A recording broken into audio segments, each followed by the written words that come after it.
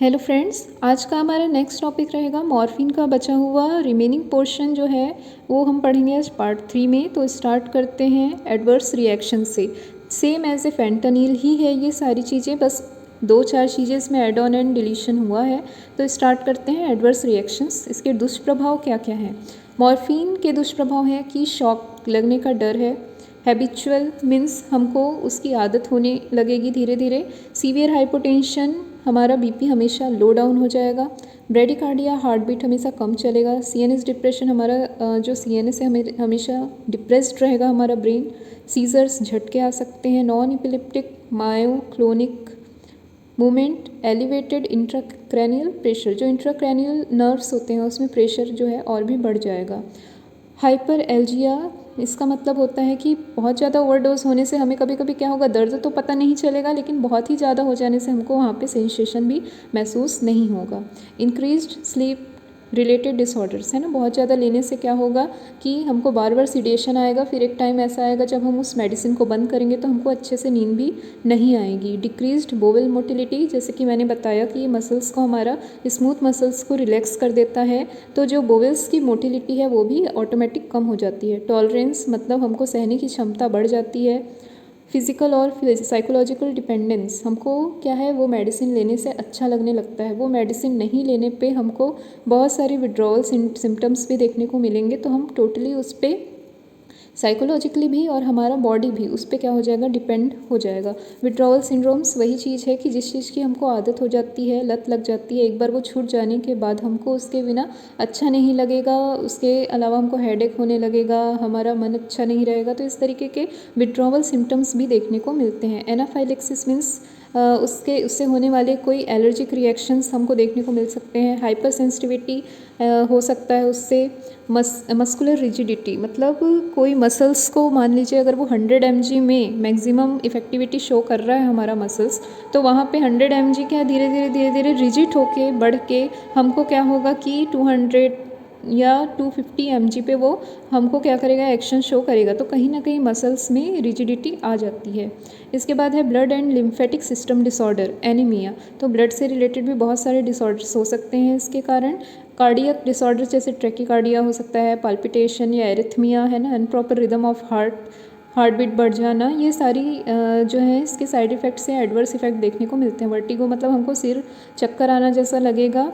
आई disorders, आई से related क्या क्या बीमारियां हो सकती है, हमको ब्लड या डबल विज़न देखने को मिलेगा। नौशिया लगेगा, वोमिटिंग है ना, ये जीआई ट्रैक्ट से रिलेटेड बीमारियां हैं। नौशिया, वोमिटिंग, उल्टी लगेगा, थ्रोट इरिटेशन होगा, constipation, abdominal pain, dry mouth, मुंह सूखा लगेगा, डायरिया, लूज मोशन हो सकता है, डिस्पेप्सिया है ना, टूथ इंजरी।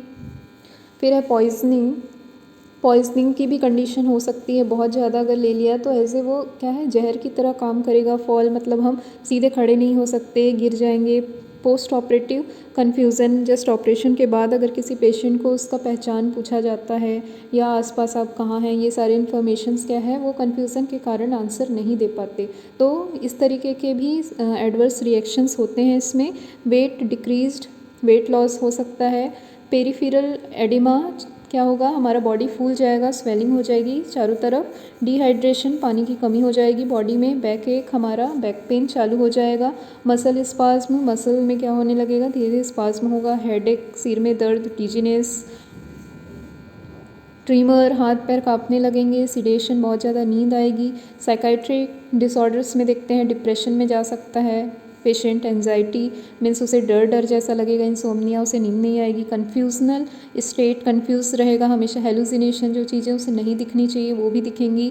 और रीनल एंड यूरिनरी डिसऑर्डर से रिलेटेड यूरिनरी रिटेंशन देखने को मिलेगा, मतलब वो क्या होगा, यूरिन पास करने में भी असक्षम हो जाएगा। लेरिंगो स्पाज्म, जो हमारे लेरिंग्स हैं उसमें भी स्पाज्म होगा। ब्रोंको स्पाज्म होने का खतरा है। स्पाज्म एक तरीके का कॉन्ट्रैक्शन होता है। रैशेस हो सकती है। एलर्जिक डर्मेटाइटिस मीन्स स्किन से रिलेटेड डिजीज़ हो सकते हैं।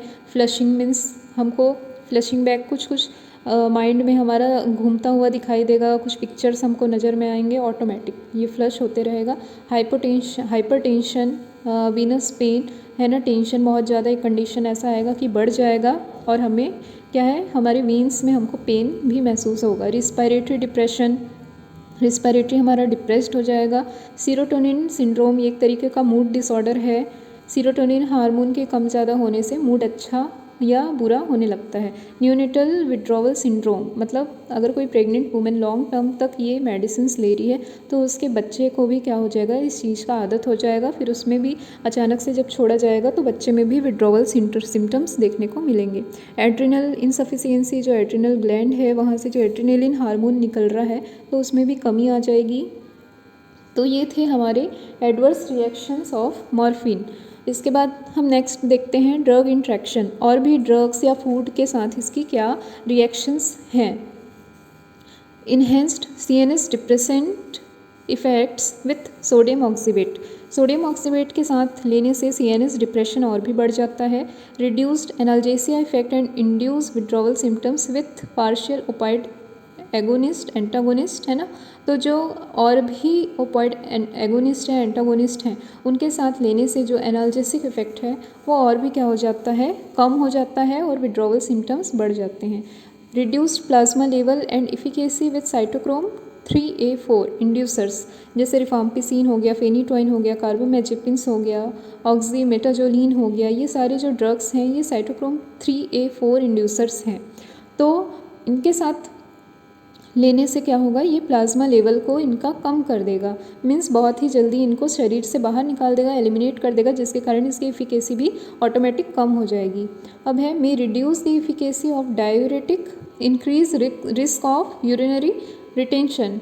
ये क्या कर रहा है, डायूरेटिक्स की इफिकेसी को कम कर देता है ना, उसकी इफेक्टिविटी को कम कर देता है, जिसके कारण हमको क्या है, यूरिन करने में हम असक्षम हो जाते हैं, बहुत सारे यूरिन रिटेंशन हो जाएगा, हमारा ब्लैडर यूरिन से हमेशा भरा हुआ रहेगा। इसके बाद है severe constipation with anticholinergic. Anticholinergic के साथ लेंगे तो हमको बहुत ही सीवियर कॉन्स्टिपेशन की समस्या होगी। मे increase the terminal half life and reduce the clearance of midazolam. ये क्या करता है, मिडाजोलम के साथ अगर लेंगे तो उसका जो हाफ लाइफ है उसको भी ये क्या कर देगा, बढ़ा देगा और उसका क्लियरेंस को कम कर देगा, मीन्स हमारे बॉडी में उसकी जो कंसंट्रेशन है उसको वो बढ़ा देगा और इफेक्टिविटी लंबे समय तक शो होगी। Then may increase the plasma concentration of etomidate. Etomidate के साथ अगर हम लेते हैं तो प्लाज्मा कंसंट्रेशन को बढ़ा देता है, जिसके कारण इफेक्टिविटी लंबे टाइम तक हमको देखने को मिलेगी। May cause profound sedation, respiratory depression, coma, death with benzodiazepines, CNS depressant. तो ये क्या है, जस्ट सिमिलर लाइक हमारे ओपॉइड एनाल्जेसिक के ही कॉम्बिनेशन थेरेपी में दिया जाता है साथ में, CNS डिप्रेसेंट के या सिडेटिव हिप्नोटिक्स ड्रग हो गए या ट्रांसक्लाइजर्स हो गए, मसल रिलैक्सेंट हो गए, जनरल एनेस्थीसिया वाले हो गए ड्रग्स, इनके साथ अगर इनको चलाया जाता है तो बहुत ही सीवियर सिडेशन रहेगा, रिस्पिरेटरी डिप्रेशन रहेगा, पेशेंट जो है कोमा में भी जा सकता है या तो उसकी डेथ भी हो सकती है।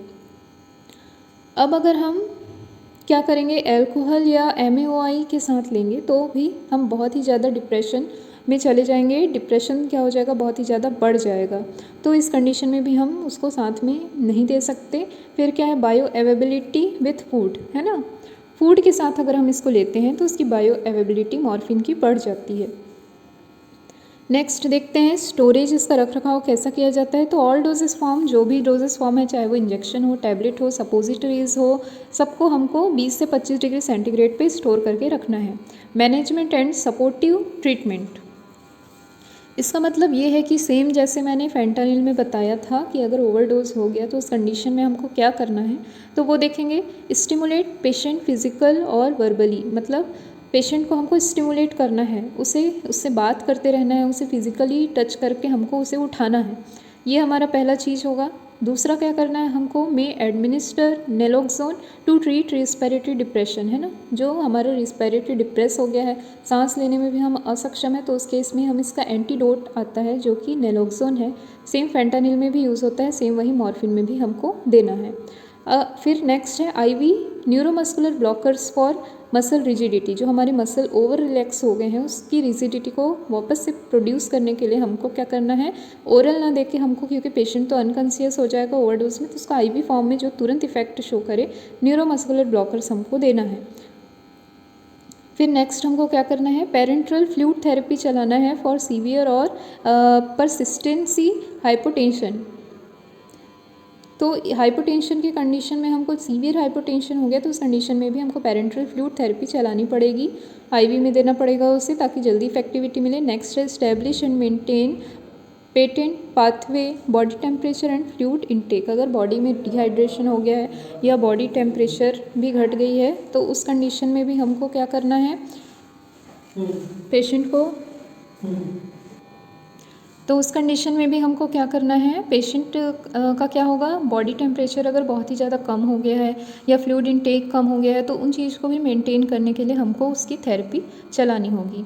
अब नेक्स्ट हम उसके ब्रांड्स देखते हैं। तो टैबलेट ड्यूरामोर आता है ना, ये बायोलॉजिकल ई लिमिटेड कंपनी का है, 30 से 55 रुपये के बीच में आता है, 10 mg 30 mg में अवेलेबल है।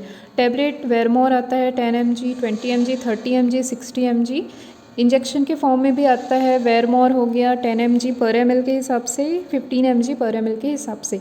वर्ब हेल्थ केयर लिमिटेड की कंपनी की ये प्रोडक्ट है, 24 से 160 रुपये इसकी MRP है।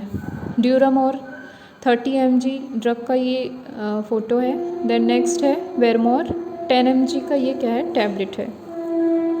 ओके फ्रेंड्स, फिर नेक्स्ट वीडियो में मैं मिलती हूँ नया ड्रग लेके, नया कैटेगरी ऑफ ड्रग लेके। तब तक के लिए थैंक यू फ्रेंड्स।